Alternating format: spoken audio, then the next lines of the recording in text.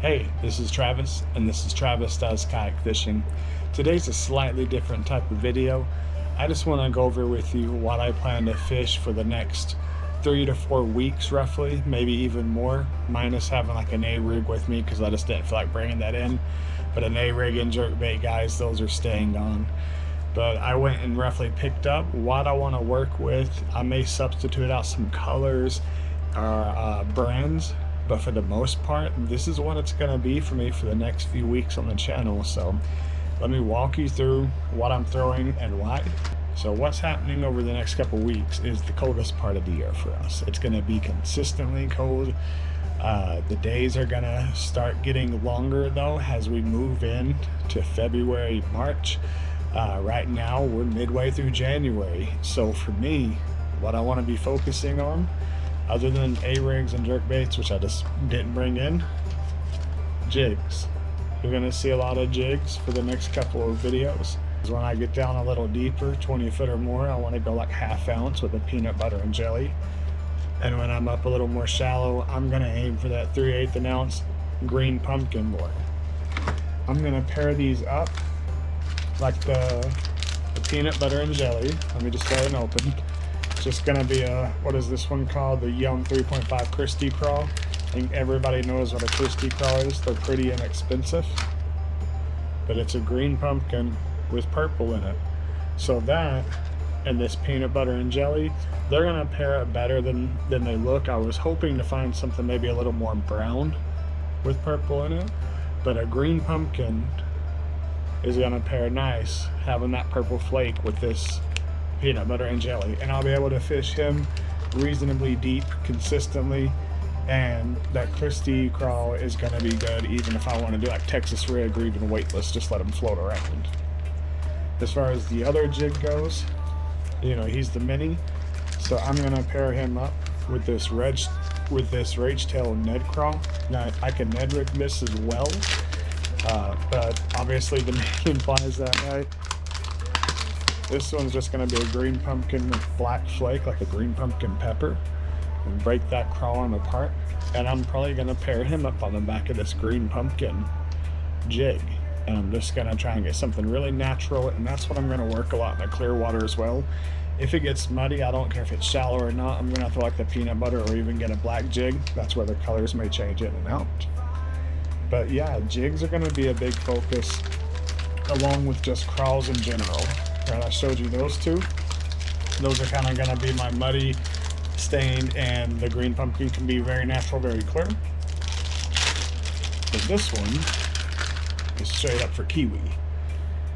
It's watermelon candy red, so it's a fantastic color for clear water. How is there a hair on that coming out of the bag? How does that happen? But fantastic color. I think that'll catch a lot of fish on like a Lake Kiwi, Lake Jocassee type place. And you can fish that Ned rig on a jig, weightless, has a trailer, whatever you want to do with it. That's the beauty of a crawl, and they work year round. Fish eat crawfish all year long, so it doesn't matter how cold it is, it doesn't matter how hot it is, how mild it is, how windy it is, how steady it is. They'll eat a jig. They'll eat a crawl, they'll eat a jig, and if they're not touching the jig, just be quick to expand around with colors and sizes. They're probably eating a jig of some variety. You just got to figure out which one it is. So, getting away from the jigs, it's rockcrawler time. It's been a while since I've thrown one around. There's a couple colors I like a lot. I like the Phantom Brown, which is what this one is. They make a Phantom Green that's really good. I like that one a lot. The Red River Crawl, the pb&j. Really, honestly, these are just great. Just make sure you get the MD55. If not the 55, this is just the 55. I couldn't find the MD55, but if I can't get an MD55, I want the size 55. It's a 9 to 14 foot diver. It's got a great wobble on it. If you're not throwing a flat side wood crankbait in either white, shad, or like a crawl pattern, you need to be throwing something with a high wobble like a rock crawler, because again, they eat crawl all year round, so when the bite's tough, this is still forage. And the way you fish these rock crawlers, you don't have to go really fast, and you don't even have to do a lot of stop and go in the winter. You're literally reeling it to the bottom and then just slow reeling and bouncing it around. And when it bounces, let it pause a second. A lot of the times that's when they'll come up and hit it. But you can fish this shallow out to medium. I'll be throwing jigs up shallow. I'll be throwing jigs out deeper with a 1/2 ounce size. The Ned rig will be here, and we're sticking to that pb&j for either clear or even stained water. I don't know if I'll go with the pb&j so much in this format in the dirty water, but that's a fantastic color in clear, fantastic in stain, and I'm sure it'll work in muddy too. I would just want some kind of sound on a rattle or something like that, like a glass rattle, if not on like a circuit board type shaky head from Picasso. But it's meant to be Ned rigged, and that's probably how I'll do it. And I might do some drop shot with this where I'll wacky rig it. But a Ned rig is gonna catch fish in the winter. It catches fish year round.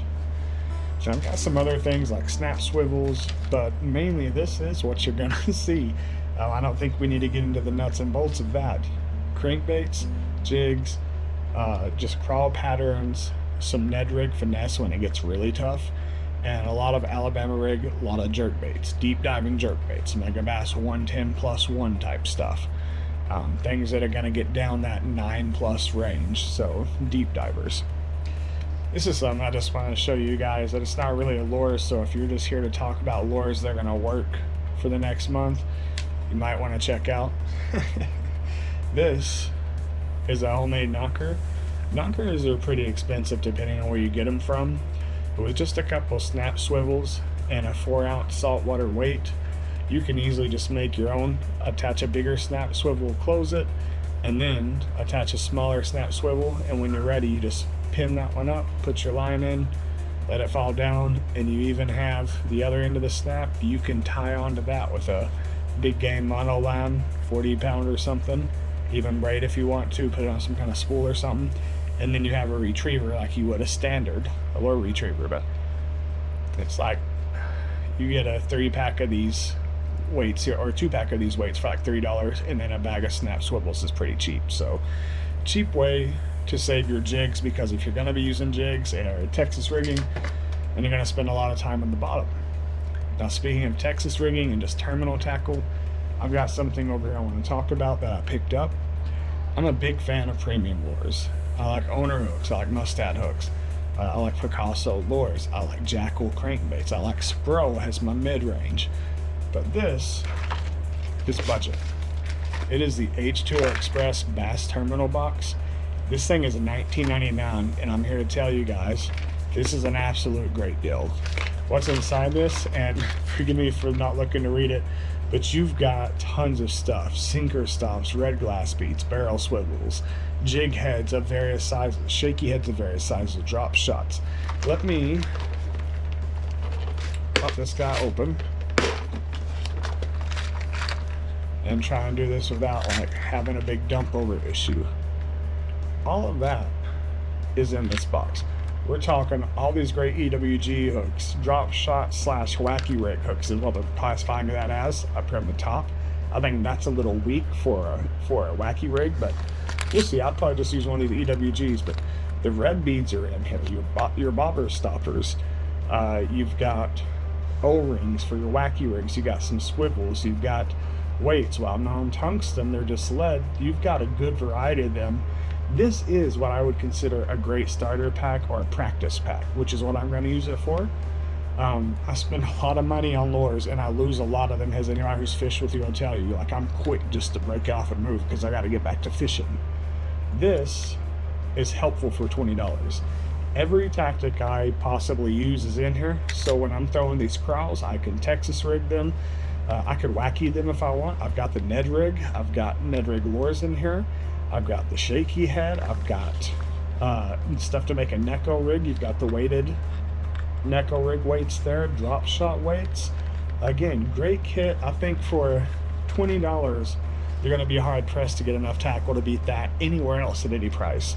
So again, I wouldn't use this during a tournament just because I'm kind of snobby. But if you're looking to get a lot of terminal tackle to practice with, or you don't care about the brands, I would definitely go pick up some of that. You get its own tackle box, and literally what I'm doing this weekend, I'm taking out the lures I've shown you, this tackle box by itself, and the A-rig and the jerkbait. and that's my weekends for the next foreseeable future. I'm gonna go light on tackle. The only thing you might see wiggle in here that's not here, and if you do, we'll talk about in a video, it would be like a blade bait, because I love to fish a blade bait around bridges in the winter time, but they had none that I wanted, so that's not going to be my primary focus now. And I'm here to tell you, if you're not catching big bass, the fastest way to change that, start throwing a jig. You'll be amazed at the size difference you'll get in bass. It takes a while. You may have to finesse it into your lineup. Not necessarily it's a finesse presentation, don't misinterpret me there, but you're going to have to work to get good at this. You're going to have to learn what the reaction is, what they like from it, when to wiggle, when to jiggle, when to hop, when to drag, when to stop and go, when to swim it. You're going to have to learn how to fish a jig if you want to catch big bass consistently. I am learning this lesson, and you guys are going to see over the next few weeks it's going to pay off. So thanks for stopping by. This is what I'm throwing. You don't have to get crazy. Do the stuff that works, and let me know if you have any questions below or what you're using. I'd love to hear it. Thanks, everybody. Later.